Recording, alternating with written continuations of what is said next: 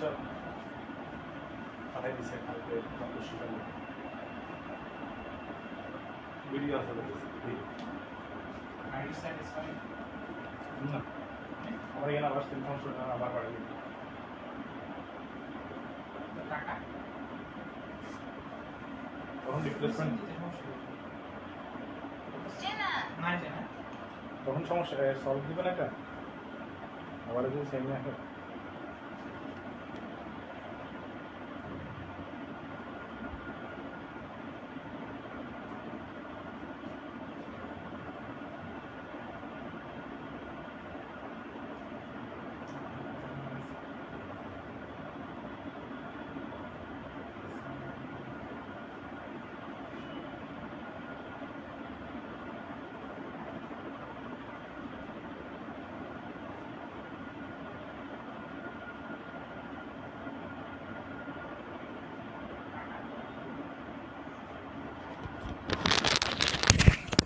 ওকে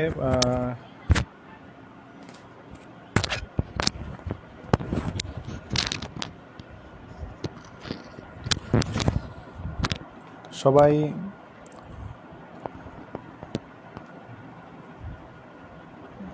যারা অ্যাক্টিভ আছো সবাই আশা করি জয়েন করছো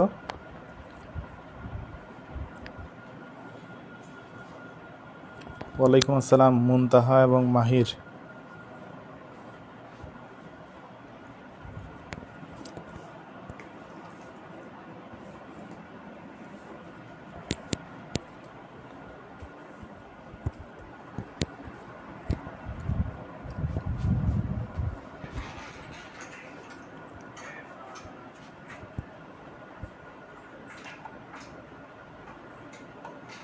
এগুলো ভালো হ্যাঁ না কালো কই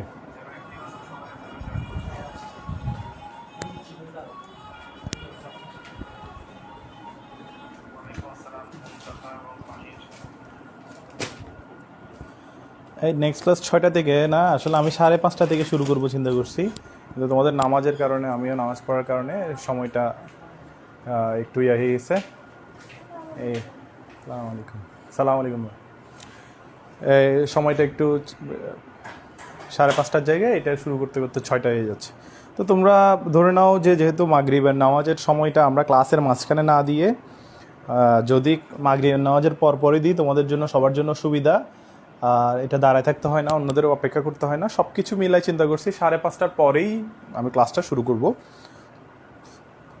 সর্বোচ্চ 6টা যেতে পারে সব কিছু মিলাই রেডি হতে হতে হয়তো সর্বোচ্চ 6টা যেতে পারে আর সাধারণত কারেন্ট যদি সমস্যা করে তাহলে আমি ওটা ওই দিনের ক্লাসটা রেকর্ডিং করে রেখে দিব যেমন ধরো এরকম একটা ক্লাস আমি রেকর্ড করে রাখছিলাম আমাদের এখানে সাধারণত শনি রবিবারের দিকে একটু করে কারেন্ট বেশি ডিস্টার্ব করে শনিবার বেশি ডিস্টার্ব করে মেনলি ওকে আমি লাস্ট ক্লাসে পড়াইছিলাম হচ্ছে অ্যাকাউন্টিং লেকচার 8 তোমাদের যে নেক্সট সলভ ক্লাসটা হবে সেটা হবে হচ্ছে অ্যাকাউন্টিং লেকচার 6 থেকে লেকচার 6, 7, 8 এই তিনটা লেকচারের উপর অ্যাকাউন্টিং সলভ ক্লাস হবে এবং অ্যাকাউন্টিং যে সলভ ক্লাসটা হবে সেখানের মধ্যে আবার আমি একটা পোস্ট দিব ওই পোস্টে তোমাদের 1 সপ্তাহের মতো সময় দিব 1 সপ্তাহের মতো সময় দিয়ে আমি তোমাদেরকে মোটামুটি এটা সুযোগটা দিব যেমন ধরো আগামী বৃহস্পতিবার যদি সলভ ক্লাসটা রাখা হয় কারো সমস্যা আছে কি না আমাকে একটু বলো যে লেকচার পেজ নাম্বার র্যাবসের পেজ নাম্বার 76 থেকে মানে রেওয়ামিলের পর থেকে শুরু করে সমাপনী দাখিলা যেটা 159 পেজ পর্যন্ত আগামী বৃহস্পতিবার আমি সলভ ক্লাসটা রাখতে চাচ্ছিলাম আগামী বৃহস্পতিবার আমি সলভ ক্লাসটা রাখতে চাচ্ছি কোনো ধরনের কোয়েশ্চেন থাকলে বলতে পারো যে আগামী বৃহস্পতিবার সলভ ক্লাসটা রাখবো নাকি আগামী রবিবারে ক্লাসটা রাখবো আগামী বৃহস্পতিবারে রাখবো নাকি পরের সপ্তাহের রবিবারে প্রথম দিনটাতে রাখবো তোমরা ইতিমধ্যে জানছো যে এই তোমাদের ভার্সিটি অ্যাডমিশন এক্সাম একটু লেটে হবে যার কারণে আমি এখন রেগুলার 3 দিনের মধ্যেই সীমাবদ্ধ হয়ে গেছে ক্লাস শিডিউল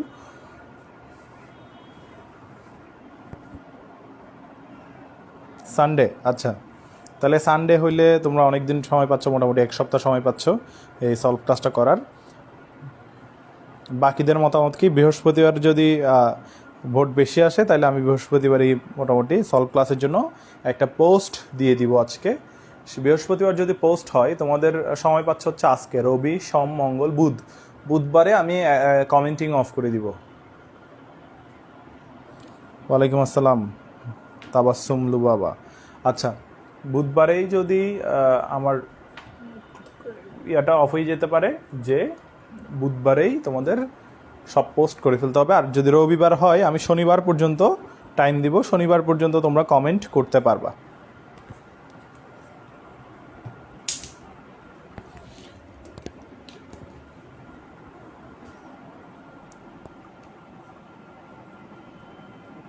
হ্যাঁ, খুব সুন্দর কথা বলছো শ্রাবণী। রবিবার রাখি যাতে প্রবলেমগুলো ভালো মতো ফাইন্ড আউট হয়। ঠিক আছে, আগামী রবিবারেই থাকলো। তাহলে মোটামুটি 1 সপ্তাহ সময় পাচ্ছ তোমরা।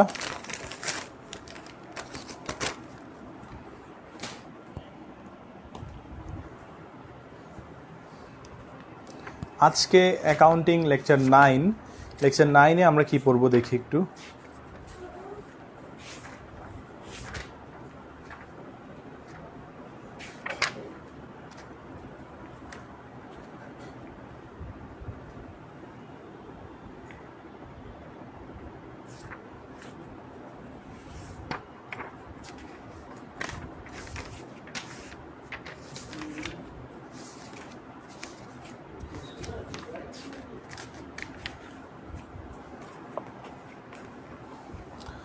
লেকচার 9-এর শুরুটা করতে হচ্ছে বিপরীত দাখিলা দিয়ে।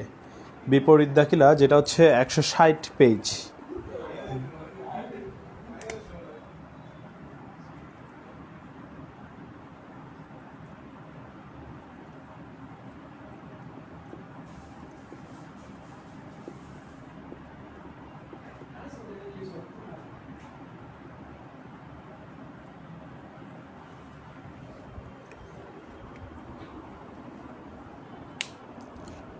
আচ্ছা, বৃহস্পতিবার প্রান্তিকা একটু কষ্ট করে, সানডে যেহেতু সবাই সানডে মোটামুটি বলতেছে, আগামী রবিবার।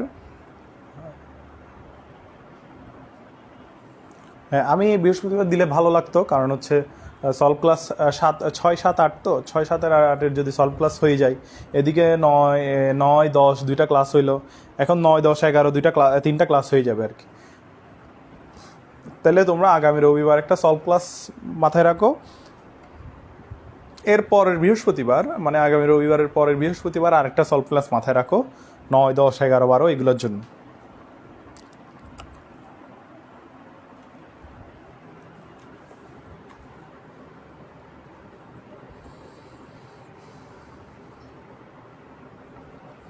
বিপরীত দাখিলা হচ্ছে কোনো হিসাবকাল শেষ হয়ে গেলে পরবর্তী হিসাবকাল শুরু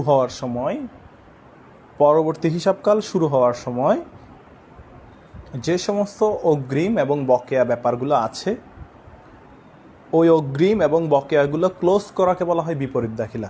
আবারও বলতেছি, শোনো, আমি একটা জাবেদা দিলাম,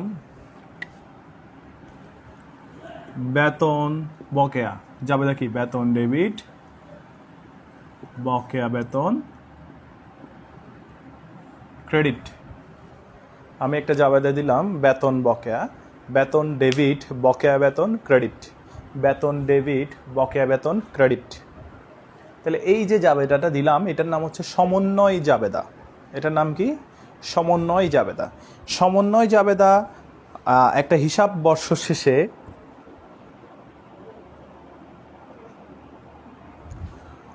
সমন্বয় জাবেদা একটা হিসাব বর্ষ শেষে ক্লোজ করে ফেলতে হয়। মানে ব্যাপারটা হচ্ছে এরকম যে তোমার গত বছরের বকেয়া বেতন কত, তুমি বললো গত বছরের বকেয়া বেতন, মানে কর্মচারীদেরকে বেতন দাও নাই, এরকম হচ্ছে 10,000 টাকা।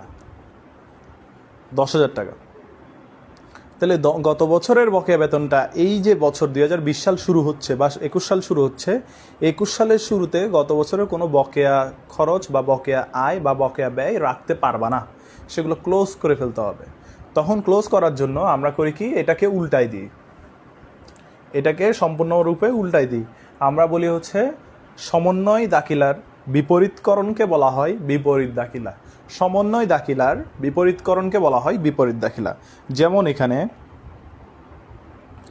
বেতন বকেয়া, বকেয়া বেতন, এটার যে সমাপনী দাখিলা, বেতন বকেয়ার বিপরীত দাখিলা যেটা, সেটা হচ্ছে বকেয়া বেতন ডেবিট, বেতন হিসাব ক্রেডিট। তাহলে তুমি শিখবা কি বিপরীত দাখিলা কোনটা? আবারও বলতেছি, বকেয়া ব্যয়, বকেয়া আয়, অগ্রিম ব্যয়, এই চারটা দাখিলার একটা হিসাব বর্ষ শেষে এই দাখিলাগুলো রাখা যায় না। আমি বলতে পারবো না যে আমার বেতন বকেয়া রয়েছে, আমি বলতে পারবো না যে আমি অগ্রিম আয় করেছি, আয় করব, এই ধরনের কথা বলা যাবে না। ক্লোজ করে ফেলতে হবে। তো ক্লোজ করে ফেলার জন্য যে হিসাবটা আসে, সেটা যে দাখিলাটা আসে সেটার নাম হচ্ছে বিপরীত দাখিলা। যে ব্যাপারগুলো এখনও মীমাংসিত হয় নাই, ওই অমীমাংসিত সমন্বয় দাখিলাগুলোকে বিপরীতকরণ করাকে বলা হচ্ছে বিপরীত দাখিলা। বিপরীতকরণ করাকে বলা হচ্ছে বিপরীত দাখিলা। তাইলে কোনো সমন্বয় দাখিলার বকেয়া আয় ব্যয়ের সমন্বয় দাখিলার, এটা সমন্বয় দাখিলা,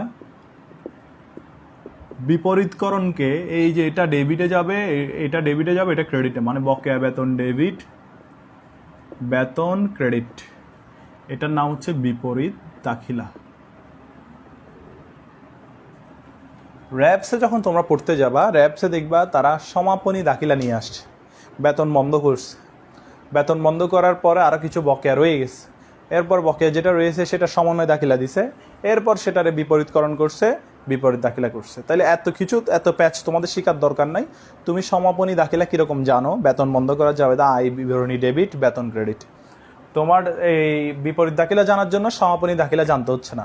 বিপরীত দাখিলা জানার জন্য তোমার জানতে হচ্ছে সমন্বয় দাখিলা। বিপরীত দাখিলা জানার জন্য তোমার জানতে হচ্ছে সমন্বয় দাখিলা। যেমন তোমরা একটু কষ্ট করে, মানে 160 না 161 নাম্বার পেজে যাও।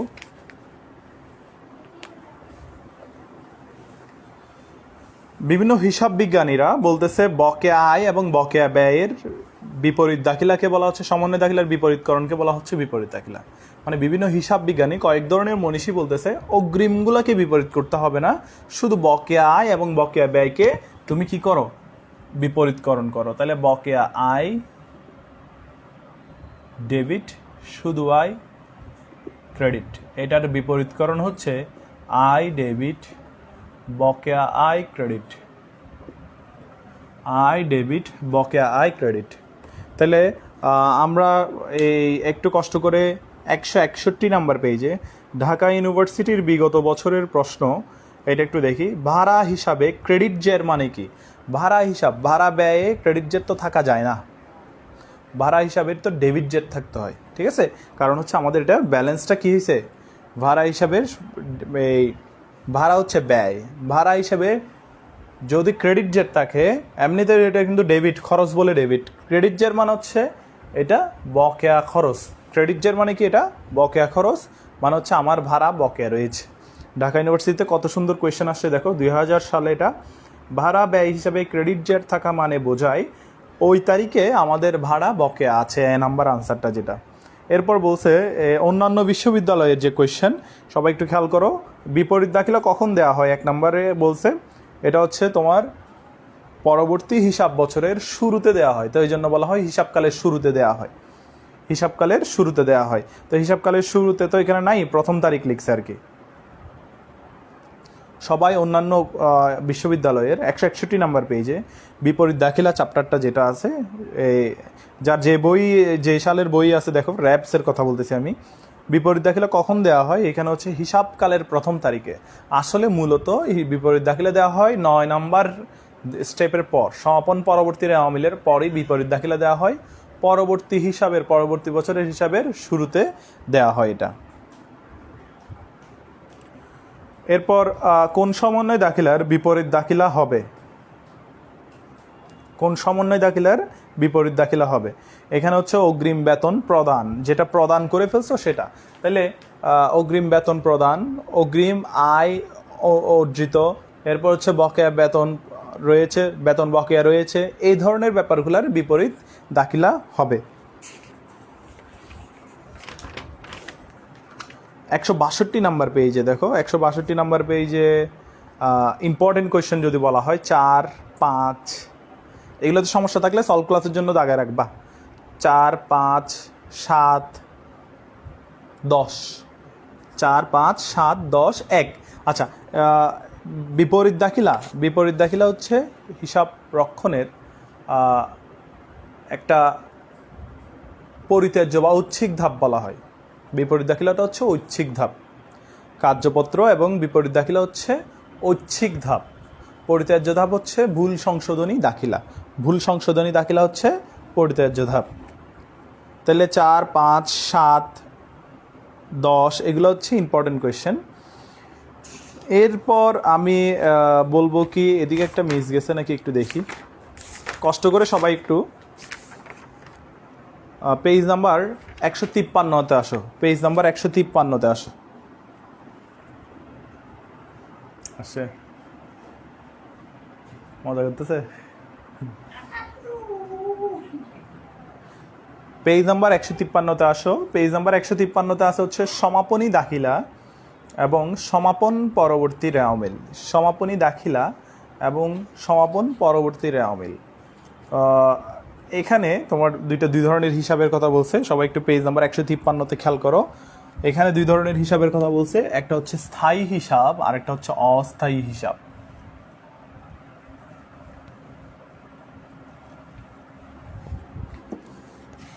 তো এখানে সমাপনী দাখিলাটা আমি পড়াই ফেলছি, আগেই পড়াইছিলাম। আমার শুধু সমাপনী পরবর্তী রেওয়ামিল এই ব্যাপারটা দরকার। তো একটা হচ্ছে স্থায়ী হিসাব আর একটা হচ্ছে অস্থায়ী হিসাব। স্থায়ী হিসাব আর এটা হচ্ছে অস্থায়ী হিসাব।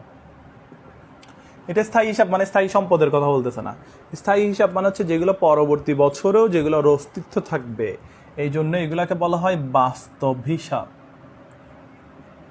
এগুলাকে বলা হয় অবাস্তব বা নামিক হিসাব।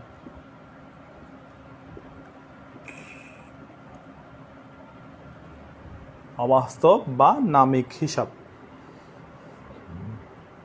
স্থায়ী হিসাব, অস্থায়ী হিসাব। স্থায়ী হিসাব এগুলোকে বলা হচ্ছে বাস্তব হিসাব। এগুলা দিয়ে প্রস্তুত করা হয় উদ্বৃত্ত পত্র। এগুলা দিয়ে প্রস্তুত করা হয় আয় বিবরণী। আর এই নামিক হিসাব বা গুলা দিয়ে এগুলো বন্ধ করা হয় সমাপনী দাখিলা দিয়ে।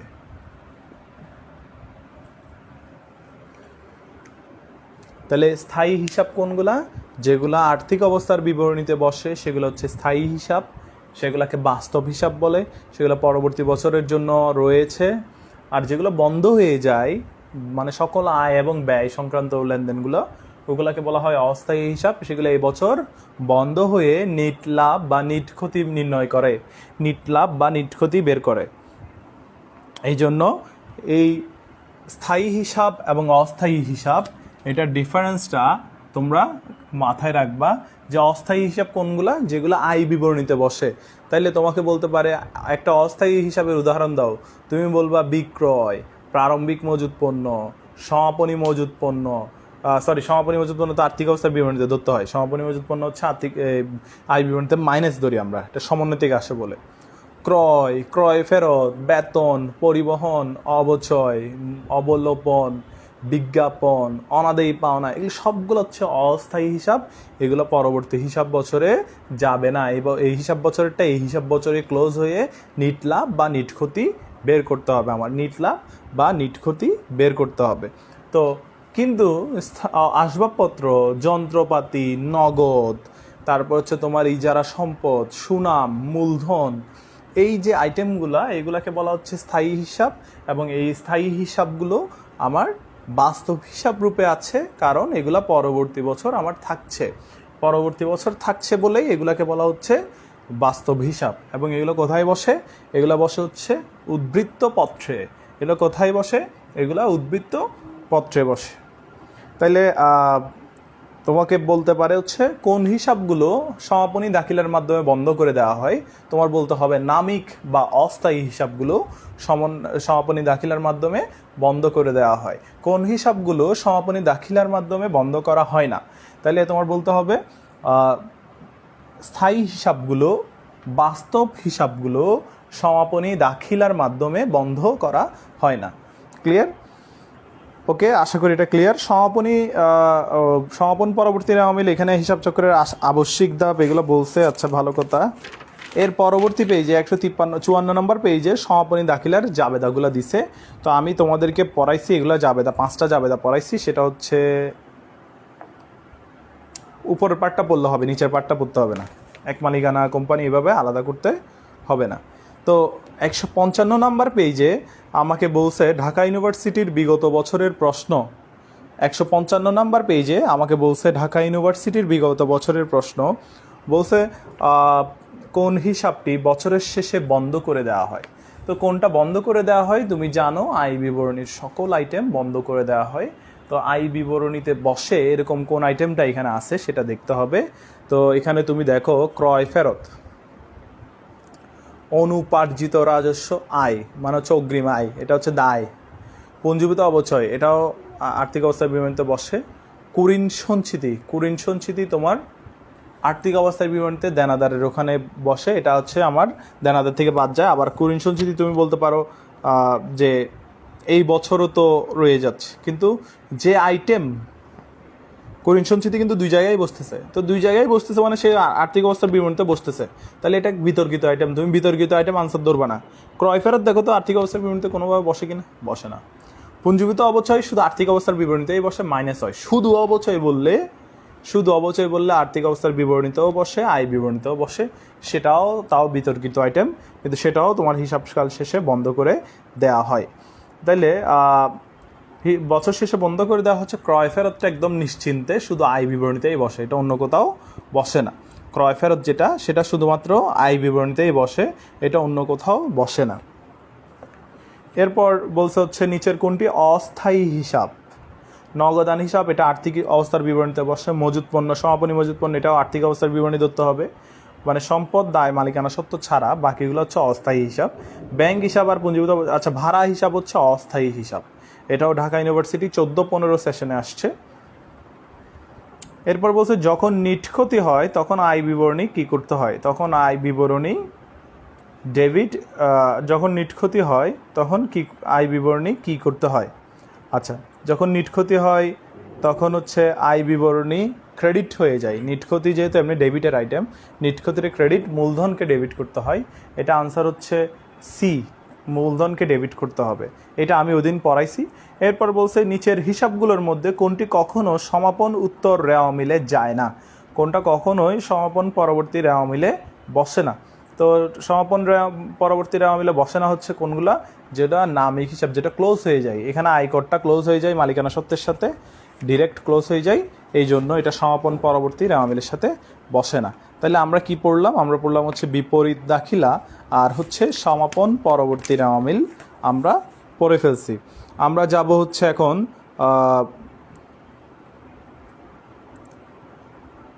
একটু কষ্ট করে যাব হচ্ছে পণ্য ক্রয় বিক্রয় সংক্রান্ত হিসাব নিকাশ, যেটা সেটা আলাদা একটা ক্লাস।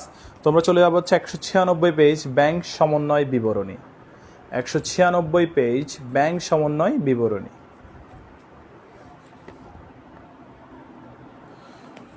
সবাই একটু কষ্ট করে 196 পেজ ব্যাংক সমন্বয় বিবরণীতে চলে আসো।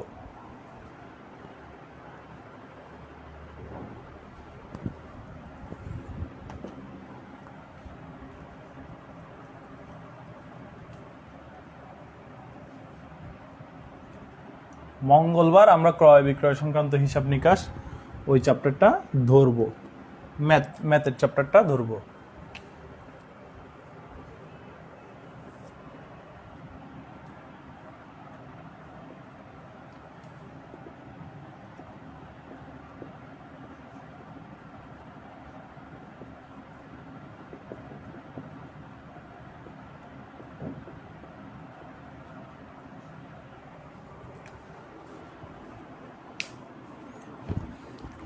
ওকে, ব্যাংক সমন্বয় বিবরণী। ব্যাংক সমন্বয় বিবরণীর এখানে দাগানো পার্টটা তোমরা আজকে রাতে পেয়ে যাবা। ব্যাংক সমন্বয় বিবরণী যখন করতে বলা হয়, ব্যাংক সমন্বয় বিবরণীর দুইটা পার্ট আছে, দুইটা সিস্টেম আছে। একটাকে বলা হয় হচ্ছে একক জ্যার পদ্ধতি, আর একটাকে বলা হয় উভয় জের বা দ্বৈত জের বা আধুনিক পদ্ধতি, দুইটা জের পদ্ধতিতে ব্যাংক সমন্বয় বিবরণী প্রস্তুত করা হয়। একটাকে বলা হয় হচ্ছে প্রচলিত পদ্ধতি বা একক জের পদ্ধতি। তাহলে একক জের পদ্ধতির অপর নাম হচ্ছে প্রচলিত পদ্ধতি। একক জের পদ্ধতির অপর নাম হচ্ছে কি? প্রচলিত পদ্ধতি। আর উভয় জের বা দ্বৈত জের বা আধুনিক যেটা, সেটা হচ্ছে দ্বৈত জের পদ্ধতি, দ্বৈত জের বা উভয় জের পদ্ধতি, এটা হচ্ছে আধুনিক পদ্ধতি, এটা প্রচলিত নয়। এটা কি? এটা প্রচলিত নয়। তাহলে তোমার কোয়েশ্চেন দুইভাবে আসতে পারে, একটা হচ্ছে ব্যাংক সমন্বয়ের প্রচলিত পদ্ধতি আর একটা হচ্ছে আধুনিক পদ্ধতি। তো তার মধ্যে গ্রহণযোগ্য হচ্ছে আধুনিক পদ্ধতিটা। আধুনিক পদ্ধতি অনুসারে সঠিক ব্যালেন্সটা জানা যায় এবং তোমার এখানে কিছু টার্ম আছে সেগুলো জেনে নিতে হবে, কিছু টার্ম আছে সেগুলো বুঝে নিতে হবে। র্যাপসের অনুসারে এখানে জাস্ট পড়া আছে হচ্ছে 2 পেজ, এরপর বাকিগুলো হচ্ছে কি? অবজেক্টিভ। পড়া আছে 2 পেজ, বাকিগুলো হচ্ছে অবজেক্টিভ। তো প্রথম যে পেজটা, সেখানে বলা হচ্ছে ব্যাংক সমন্বয় বিবরণী প্রস্তুত করা হয় আমানতকারী কর্তৃক। আমানতকারী কর্তৃক, আমার মনে করো ব্যাংকে অ্যাকাউন্ট আছে, আমার ব্যাংকে আমি টাকা জমা দিই, টাকা উঠাই, আমার ব্যাংক থেকে আমি মানুষকে চেক দিই, আমার ব্যাংক অ্যাকাউন্টের বিপরীতে মানুষকে চেক দিই, মানুষ ওই চেকের টাকা আমার অ্যাকাউন্ট থেকে উঠাই নেয়, আবার মানুষ তাদের অ্যাকাউন্টের চেক আমাকে দেয়, আমি সেটা আমার ব্যাংকে জমা দিই। মোট কথা, নগদ লেনদেন অ্যাভয়েড করার জন্য ব্যাংকে আমি একটা অ্যাকাউন্ট ওপেন করছি এবং ওই নগদ লেনদেন অ্যাভয়েড করার জন্য আমি চেকের মাধ্যমে আমি দেনা পাওনা নিষ্পত্তি করি বা আমার ব্যাংকে জমা দিলে যে সমস্ত লেনদেনগুলো নগদ বহির্ভূত, শুধুমাত্র চেকের লেনদেন হবে, ব্যাংক ট্রান্সফার হবে, সেগুলো আমার ব্যাংক হিসাবের সাথে হবে। কিন্তু মাস শেষে দেখা যায় যে ব্যাংকের সাথে আমার একটা গরমিল হয়ে যাচ্ছে। তো ব্যাংকের সাথে গরমিলটা হচ্ছে, এটা হচ্ছে নগদান বই অনুসারে ব্যাংক জমা, মানে হচ্ছে আমার বই অনুসারে ব্যাংক জমা। এখানে নগদান বই বলতে 1 ঘরা 2 ঘরা 3 ঘরা নগদান বইয়ের কথা বলা হচ্ছে না। এখানে নগদান বই বলতে বোঝানো হচ্ছে আমার যে দৈনন্দিন হিসাবের খাতা, সেটা অনুসারে আমার ব্যাংকে কত আছে সেটার সাথে পাস বই অনুসারে ব্যাংক জমা, মানে হচ্ছে ব্যাংকের যে দৈনন্দিন হিসাব অনুসারে আমার অ্যাকাউন্টে কত আছে, এটা মিলে না। এটা মিলে না বলেই আমার দেখা যাচ্ছে কি, তারা এই কিছু গরমিল হয়ে যায়। কীরকম গরমিল হয়ে যায়? আমি মনে করো আমার ক্যাশবুক অনুসারে আমার বইয়ে লিখে রাখছি আমি যে আমার অ্যাকাউন্টে আছে 10,000 টাকা, আমি মানুষ থেকে পাইছি 1,000 টাকা, চেক জমা দিলাম, আমার অ্যাকাউন্টে এখন 11,000 টাকা আছে। চেক জমা দিলাম, চেক জমা দেওয়ার ফলে আমার অ্যাকাউন্টে 11,000 আছে। কিন্তু পাসবই অনুসারে বলতেছে 1 মাস পর আমার অ্যাকাউন্টে 10,000ই আছে। 10,000ই আছে, আগের মতোই আছে। কেন? এটা কেন হইল? আমি তো একটা চেক জমা দিলাম। তখন আমাকে ব্যাংক সমাধান দিল যে আপনি যে চেকটা জমা দিছেন, ওই চেকটা ওই ব্যক্তির নিকট, ওই ব্যক্তির ব্যাংকের নিকট থেকে আমি টাকাটা উঠাইতে গিয়ে পারি নাই। মনে করো আমার ব্যাংক অ্যাকাউন্ট হচ্ছে সোনালী ব্যাংকে, তোমার ব্যাংক অ্যাকাউন্ট হচ্ছে অগ্রণী ব্যাংকে। তুমি আমাকে একটা চেক দিছো, অগ্রণী ব্যাংকের চেক, তোমার অ্যাকাউন্ট যেখানে সেখানকারই তো চেক দিবা তুমি আমাকে। তাহলে আমি তোমার থেকে 1,000 টাকা পাই, তুমি সেটা আমাকে অগ্রণী ব্যাংকের একটা চেক দিয়ে দিছো। অগ্রণী ব্যাংকের চেক দেওয়ার সাথে সাথে আমি ওই অগ্রণী ব্যাংকের চেকটা আমার সোনালী ব্যাংকে জমা দিয়ে দিছি, আমার অ্যাকাউন্টে, আমার যেখানে অ্যাকাউন্ট আছে সেখানে জমা দিছি। তো সোনালী ব্যাংক তো আর অগ্রণী ব্যাংকের চেক ডিরেক্ট জমা নিবে না। সোনালী ব্যাংক কী করছে? অগ্রণী ব্যাংকের চেকটা নিয়ে নিকাশ কার্য করছে, কেন্দ্রীয় ব্যাংকের উপস্থিতিতে নিকাশ কার্য করে। নিকাশ কার্য মানে হচ্ছে সোনালী ব্যাংক আমার প্রতিনিধি হয়ে অগ্রণী ব্যাংকের কাছে যাবে, বলবে যে ধরেন আপনাদের একজন কাস্টমার আমাদের একজন কাস্টমারকে 1,000 টাকার একটা চেক দিছে, চেকটা নিয়ে ফেলেন, তাড়াতাড়ি টাকা দেন, টাকাটা নিয়ে আমি আমার কাস্টমারের অ্যাকাউন্টে ঢুকাই দিব। আমি এটুকুই জানতাম, আমি কাস্টমার হিসেবে এই ব্যাপারটাই জানতাম। কিন্তু দেখা যাচ্ছে কি, মাস শেষ হয়ে গেছে, আমার সোনালী ব্যাংক এখনও আমার অ্যাকাউন্টে আগের ব্যালেন্সটা 10,000 টাকায় রেখে দিছে। তাহলে ওরা কেন 10,000 টাকা রেখে দিল? আমি এটার ব্যাখ্যা চাইলাম, তখন বলল আপনাকে যে ব্যক্তি অগ্রণী ব্যাংকের চেক দিছে, ওনার অ্যাকাউন্টে 1,000 টাকা নাই, কিন্তু উনি চেক দিয়ে দিছে 1,000 টাকা, বা ওনার চেকটাতে সাইন মিলে নাই, সেজন্য আমাকে টাকা দেয় নাই, বা ওনার চেকটাতে সমস্যা ছিল সেজন্য আমাকে টাকা দেয় নাই, বিভিন্ন কারণে, বা ওনার চেকটাতে ঘষা মাজা ছিল সেজন্য চেকটাতে টাকা দেয় নাই। তাহলে বিভিন্ন ইস্যুতে মাস শেষে আমি যেটা ব্যালেন্স ধরে রাখছিলাম সেটার সাথে আমার ব্যাংকের ব্যালেন্স, আমার ব্যাংক অ্যাকাউন্টের ব্যালেন্সের একটা গড় মিল হয়ে গেল। একটা যে গড় মিল হয়ে গেল, এই গড় মিলটা সমাধান করার জন্য আমি একটা হিসাব করব। আমি যে হিসাবটা করব সেটাকে বলা হচ্ছে ব্যাংক রিকনসিলিয়েশন স্টেটমেন্ট। আমি যে হিসাবটা করব সেটাকে বলা হচ্ছে ব্যাংক সমন্বয় বিবরণী। এটা কোনো অঙ্ক নয়, এটা হচ্ছে সংশোধনী বিবরণী।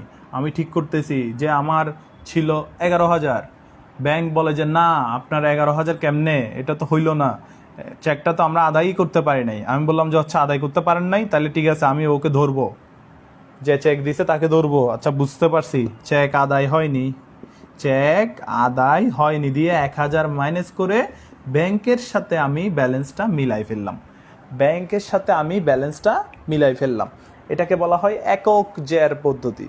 এটাকে বলা হয় একক জের পদ্ধতি। একক জের পদ্ধতিতে আমরা সবসময় ব্যাংককে ফলো করব। ব্যাংককে ফলো করে ব্যাংকের যে ব্যালেন্সটা ব্যাংক যেটা বলে সেটা বিশ্বাস করে আমি আমার হিসাবে থেকে যোগ বিয়োগ করতে করতে ব্যাংকের সাথে মিলাবো। আমি মাস শেষে দেখলাম ব্যাংকে আমার 2 লাখ টাকা। আমি বললাম কি ব্যাপার, আমি তো 10,000 টাকা দিছিলাম, 2 লাখ কেমনে হইলো? এটা মুখে বলতে পারবো, কিন্তু বাসায় এসে ঠিকই আমার ব্যাংক হিসাবকে, মানে আমার পার্সোনাল হিসাবে বলতে হবে আমার ব্যাংকে আগে ছিল 10,000, এখন 2 লাখ হয়ে গেছে। তো স্যার বলতে পারেন এটা এখানে তো ব্যাংকের ভুল হইতে পারে। হ্যাঁ, ব্যাংক ভুল করেই তো 1,90,000 টাকা আমার অ্যাকাউন্টে দিয়ে দিছে। পরবর্তী মাসে ব্যাংক এটা ঠিক করে নিবে, কিন্তু এই মাসের জন্য আমি ব্যাংককে ফলো করি একক জের পদ্ধতি বা প্রচলিত পদ্ধতিতে। ব্যাংক হচ্ছে এখানে গড, ব্যাংক কোনো ভুল করতে পারে না। ব্যাংক এখানে গড বলা হচ্ছে যে এখানে ব্যাংক কোনো ভুল করতে পারে না। ব্যাংককে আমি ফলো করব। ব্যাংক যা করে আমি সেটা করব। ব্যাংক যদি আমার অ্যাকাউন্টে বাড়াই দেয় আমি বাড়াই দিব, কমাই দিলে কমাই দিব। ভুলে আমার থেকে অন্যজনকে দিয়ে দিছে, আমি মাইনাস করে বাসায় বসে থাকবো, কিন্তু পরের মাসে সে ঠিকই ঠিক করে নেবে। কিন্তু উভয়জের যেটা, উভয়জের হচ্ছে আমি যোগ করে ফেলছি যে দেখো, উভয়জের বলবে যার ভুল সে সংশোধন করবে, আমার ভুল হইলে আমি সংশোধন করব, ওর ভুল হইলে ও সংশোধন করবে। তাহলে উভয়জের হচ্ছে এরকম যে 1,000 টাকার আমি একটা ব্যাংকে চেক জমা দিলাম, ব্যাংক বললো যে এখনো আদায় করতে যাই নাই, যাবো দেখি। প্রত্যাখ্যাত হইলে তো বিয়োগ করতে হবে আমার এখানে ঠিকই।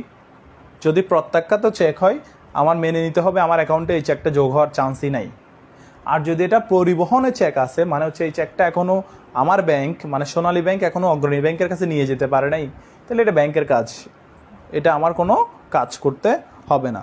তাইলে মোটামুটি ধরে নাও তোমরা ইন্টারমিডিয়েটে যে ব্যাংক সমন্বয় বিবরণীটা করছো, ওই ব্যাংক সমন্বয় বিবরণীর উপর বেস করে আমার এখানে সলভটা করতে হবে। সলভটা কীভাবে করতে হবে একটু দেখি। এখানে কিছু ওয়ার্ড আছে, ওয়ার্ডগুলো হচ্ছে আমি একটু লিখে দিই। উভয়জেরের ক্ষেত্রে ওয়ার্ডগুলো উভয়জেরের ক্ষেত্রে বেশি ব্যবহৃত হয়। ওয়ার্ডগুলো মানে উভয়জেরের ক্ষেত্রে আমরা বুঝি না সাধারণত।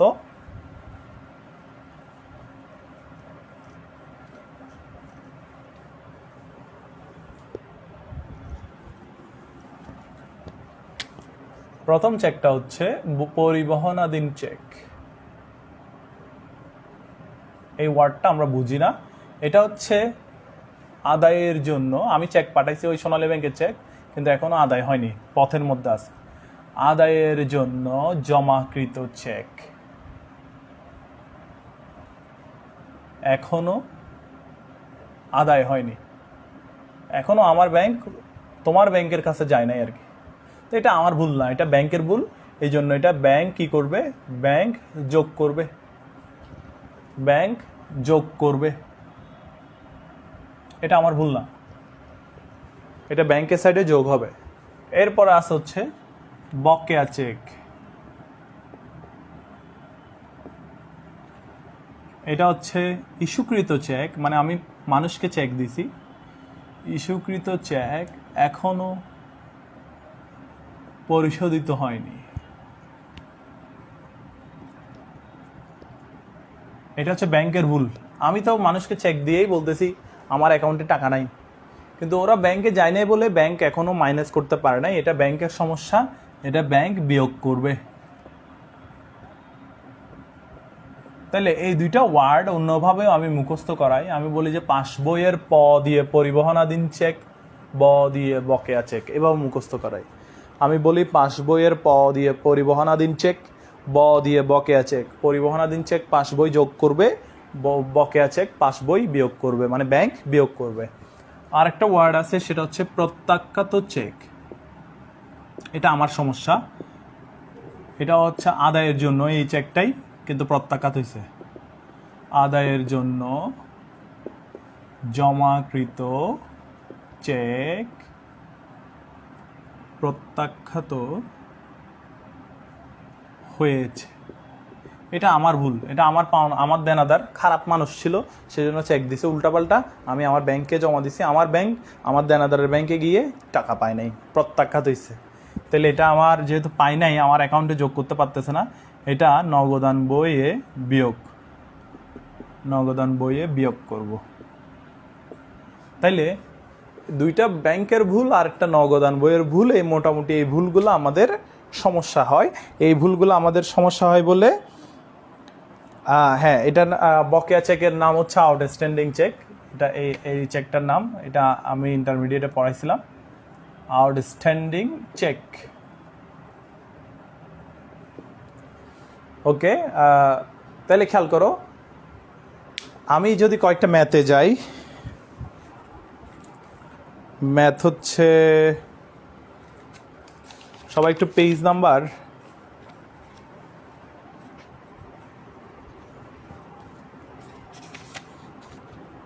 হ্যাঁ পেজ নাম্বার 199 আসো, পেজ নাম্বার 199 আসো। পেজ নাম্বার 199-এ আমাকে বলা হচ্ছে ব্যাংক মিলকরণ বিবরণী প্রস্তুতের পূর্বে 199 7 নম্বর কোয়েশ্চেনটা, নগদান বইয়ের স্থিতি ছিল 4,800 টাকা। নগদান বইয়ের স্থিতি ছিল 4,800 টাকা। এরপর হচ্ছে তোমার একজন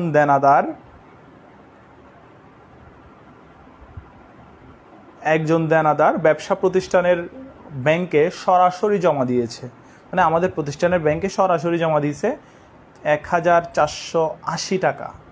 আচ্ছা, ভালো কথা। ব্যবসা প্রতিষ্ঠান একটি 600 টাকার চেক দেখিয়েছে, চেক একজনকে দিয়েছে, যা এখনও ব্যাংকে উপস্থাপন করা হয়নি, এটা বকেয়া চেক। ব্যাংক তার সেবা প্রদান বাবদ 300 টাকা দেখিয়েছে, ভালো কথা। ব্যাংক সেবা প্রদান বাবদ চার্জ কাটছে হচ্ছে 300 টাকা। আর আমাকে বলতেছে ব্যাংক পাসবইতে কত টাকার স্থিতি দেখানো হয়েছিল, মানে ব্যাংকের জেরটা কত সেটা বের করতে বলছে। এটা হচ্ছে একক জের। এটা কোন জের? এটা হচ্ছে একক জের। তাহলে একক জেরের ক্ষেত্রে আমার করতে হবে কি, খেয়াল করে দেখো একটু, এখানে ওরা বলছে 4,800, এটা হচ্ছে নগদান বই অনুসারে ব্যাংক জমা। আমি বলছি একক জের যখন বের হবে, এটা একক জের কেমনে বুঝছি? এটা বলে নাই যে, এটা বলছে হচ্ছে ব্যাংকের অনুসারে কত, নগদান বই অনুসারে এত, ব্যাংকের অনুসারে কত, নগদান বই অনুসারে এত, এরপর কিছু ভুল দিছে, এরপর ব্যাংকের অনুসারে কত। তাহলে আমরা সবসময় ব্যাংকরে ফলো করব, ব্যাংকে আমরা সবসময় ফলো করে, ব্যাংক যেটা করে, ভুল করলেও আমরা ভুল করব, সঠিক করলে তো সঠিক করবই, করে দেখি আসলে ব্যাংকের ব্যালেন্স কত, আমার হিসাব অনুসারে ব্যাংকের ব্যালেন্স কত। আচ্ছা, একজন দেনাদার ব্যবসা প্রতিষ্ঠানের চেক সরাসরি ব্যাংকে জমা দিচ্ছে, তাহলে এটা যোগ হয়, ব্যাংকে আমার অ্যাকাউন্টে জমা 1,480 টাকা। এরপর ব্যাংক চার্জ কাটছে, এটা বিয়োগ হয়, ব্যাংক চার্জ 300 টাকা। এরপর হচ্ছে তোমার ব্যবসা প্রতিষ্ঠান, মানে আমি একজনকে চেক দিছি কিন্তু সে এখনও ব্যাংকে উপস্থাপন করেনি। আমি একজনকে চেক দিছি, চেক দিয়ে তো মাইনাস করে ফেলছিলাম আমার হিসাবে। বললাম তোমাকে, তুমি 600 টাকার একটা চেক দিছি, 600 টাকা না, হ্যাঁ 600 টাকার একটা চেক দিয়েই আমি বলছি আমার অ্যাকাউন্টে 600 টাকা কমে গেছে, কিন্তু এখনও তুমি আমার অ্যাকাউন্টে ব্যাংকে যাও নাই। ব্যাংকে না যাওয়ার কারণে ব্যাংক থেকে কি আসলে টাকাটা উঠছে? উঠে নাই, ব্যাংকে কিন্তু টাকাটা সহ আছে এখনও। তাহলে স্বাভাবিকভাবে ওই যে অনুপস্থিত চেক যেটা, সেটা আমার অ্যাকাউন্টে এখন থেকে যাবে, অনুপস্থিত চেক 600 টাকা থেকে যাবে। তাইলে তুমি এটা হিসাব করলে দেখো, এইখানে হচ্ছে 1500, 1700, 300 মাইনাস 300 প্লাস, তাহলে 1780 যদি আমি যোগ করি 6,580, এটা হচ্ছে আমার ব্যাংক অনুসারে ব্যালেন্স, ব্যাংক অনুসারে ব্যালেন্স এটা 6,580। ব্যাংক এখান থেকে 600 টাকা আরেকজনকে দিয়ে দিবে, চার্জ কাটবে, এরপর ব্যাংকে জমা হয়েছে সেটা যোগ করবে, সব কিছু মিলাই দেখা যাবে কি আমার হিসাব অনুসারে 4,800 টাকা আছে। তাহলে ভালো মতো খেয়াল করো, আমার নগদান বই অনুসারে ব্যাংক ব্যালেন্স হচ্ছে আমার হিসাব অনুসারে আমি বলতেছি আমার ব্যাংকে 4,800 আছে। এরপর একজন বলে যে স্যার আপনার অ্যাকাউন্টে জমা দিছি, তো আমি বললাম যে ঠিক আছে যোগ করলাম। ব্যাংক বলে যে আপনার অ্যাকাউন্ট থেকে কেটে নিছি, আমি বললাম যে ঠিক আছে বিয়োগ করলাম।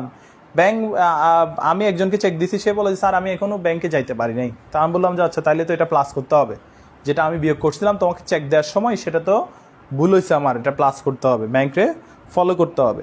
এটা হচ্ছে 199 পেজের, পেজ 199-এর 7 নাম্বার কোয়েশ্চেন এটা। এরপর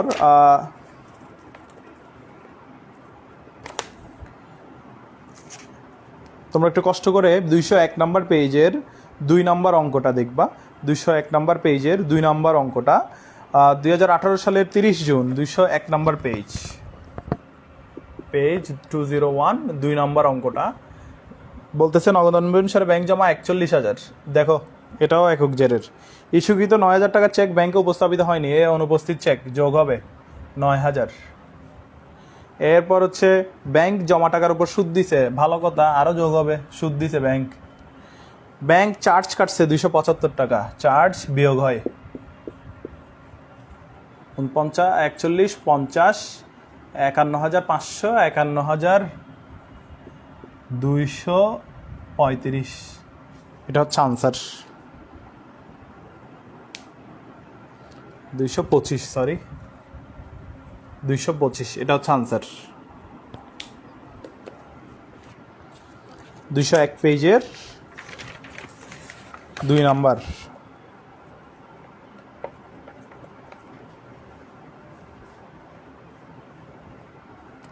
ওকে, একটা উভয়জেরের একটা অঙ্ক পাইছি, সেটা হচ্ছে 202 পেজের 6 নাম্বার। দুইটা জের দিছে, খেয়াল করে দেখো, 202 পেজের 6 নাম্বার। আমি এটা রাখতেছি, এটা মুছে দিচ্ছি।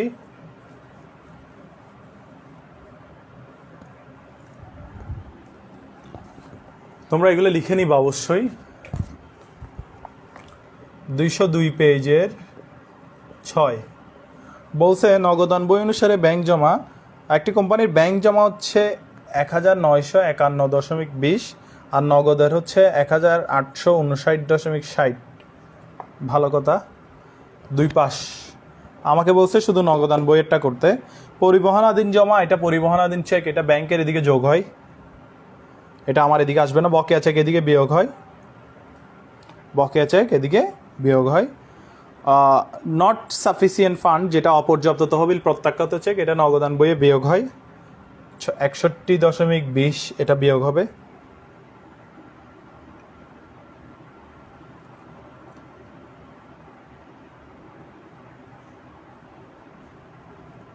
তাইলে আর কি আছে এখানে, সার্ভিস চার্জ আছে 13.80, এটাও বিয়োগ হবে। তাহলে সঠিক জেটটা কত? তাহলে তুমি এগুলো যখন বিয়োগ করবা সঠিক জেটটা চলে আসবে, সেটা হচ্ছে 1794, মানে এ আনসারটা 1794.60 সঠিক জেট, এটা চলে আসবে 1794.60। তাহলে এটা হচ্ছে বাম পাশের কাজ দিছে, নগদান বই অনুসারে কাজ বলছে, নগদান বই অনুসারে জের। তাহলে এখানে পরিবহন চেক যেটা যোগ হয়, বকেয়া চেক বিয়োগ হয়, এগুলো আমার করতে হচ্ছে না, আমাকে যে কোনো একটা কাজ করতে বলছে। ভালো মতো খেয়াল করবা, এটা বারবার দেখবা, এই ক্লাসটা, এই ম্যাথের ক্লাসটা বারবার দেখবা। ওকে, আমরা একটু চলে যাই 203 নাম্বার পেজে 11 নম্বর কোয়েশ্চেন।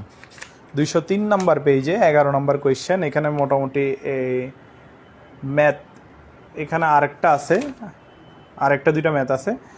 ওকে, 203 নাম্বার পেজে 11 নম্বর কোয়েশ্চেন। 203, 11 নম্বর বলছে ক্যাশ বই অনুসারে ব্যালেন্স হচ্ছে 2,900। 2,900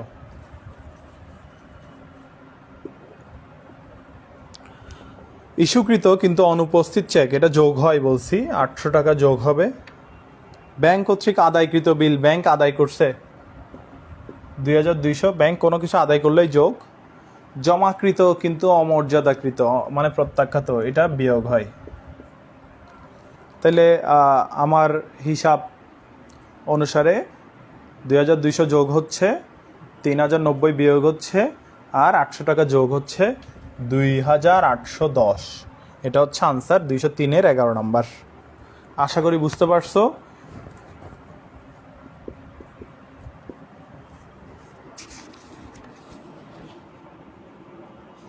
অবশ্যই ম্যাথগুলো ক্যালকুলেটর ছাড়া করতে হবে, এখানে ক্যালকুলেটর লাগবে না। 200-300 একটু আইটেম তোমার ঘুরানোর জন্য এভাবে দিচ্ছে আর কি। এরপর 204 পেজের পেজ 204 14 নম্বর কোয়েশ্চেনটা দেখো। বলছে স্টুথ কোম্পানি 62,300 টাকার একটি ব্যাংক বিবরণী পেল। ব্যাংক বিবরণী হচ্ছে এটা ব্যাংকের অনুসারে টাকাটা বলছে। তো এইখানে পরিবহনাধীন চেক আছে হচ্ছে তোমার পথের মধ্যে জমা চেক আর বকেয়া চেক আছে। একদম ইজি। বকেয়া চেক বিয়োগ হয় কত টাকা? 1450। আর পথের মধ্যে আমানত যেটা পরিবহনাধীন চেক, এটা হচ্ছে পথের মধ্যে আমানত, এটা যোগ হয়। তো যোগ বিয়োগ করে 69,350। আমি ডিরেক্ট আনসার দেখে বসাই দিছি, তোমরা যোগ বিয়োগ করে বসাবা। ব্যাংক সমন্বয়ের দেখা যাচ্ছে কি আমরা উভয় জেরেরও টার্ম পাইছি, এটা ব্যাংকের অনুসারে দিছে, সেজন্য এটা এরকম। এটা উভয় জেরের, এটা উভয় জেরের, এটা একক জেরের, আর এর আগেরটাও একক জেরের ছিল, এর আগেরটাও একক জেরের ছিল। এখানে ম্যাথ লাস্ট পেজে মানে 206 পেজে লাস্টে 4টা ম্যাথ আছে, 17 থেকে 20। এগুলো তোমরা করবা, যদি করে সমস্যা পাও অবশ্যই মার্ক করে রাখবা, আমি এটা সলভ ক্লাসে দিয়ে দিব। আবারও বলতেছি, লাস্ট যে পেজটা ওখানে কিছু ম্যাথ আছে, লাস্ট পেজটা 206 নম্বর পেজে 17 থেকে 20 4টা ম্যাথ আছে, ওই 4টা ম্যাথ করবা। আমি এখানে 5টা ম্যাথ করে দেখাইছি অলরেডি, তোমরা ওই 4টা ম্যাথ করবা। ওই 4টা ম্যাথে যদি কোনো সমস্যা থাকে অবশ্যই জানাবা। আজকে এটুকুই তোমাদের। এই যে 46 থেকে 50 মিনিটের মতো এই ক্লাসটা আবার দেখবা, যদি সমস্যা থাকে। তাহলে আজকে পড়ছি আমরা সমাপনী দাখিলার, সমাপন পরবর্তী নামিল, বিপরীত দাখিলা, আর হচ্ছে ব্যাংক সমন্বয় বিবরণী। দাগানো বিষয়গুলো আমি দিয়ে দিব তোমাদেরকে। ম্যানেজমেন্ট আরও একটা অধ্যায় আমি দিব।